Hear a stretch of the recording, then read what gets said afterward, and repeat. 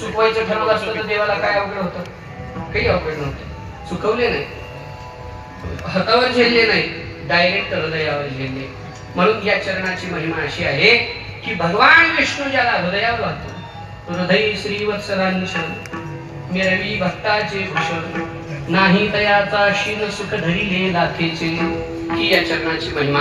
पुन्हा चला थोडस अजून काय या चरणाची महिमा आहे. सत्यभामा दान करी उजुर नाही अंगीकारी, सेवकाच्या श्री धरुणी चाले पादुका. हा परमात्मा या भक्तांच्या पादुका मस्तकावर घेऊन जातो. म्हणजे संतांच्या चरण पादुका देवानी मस्तकावर घेतलेल्या आहेत. पहिल्या हृदयावर घेतल्या, पण देवाचं काही असं समाधान झालं नाही, देवाला काही असा आनंद वाटला नाही. याचा अर्थ म्हणजे कृतार्थता वाटली नाही.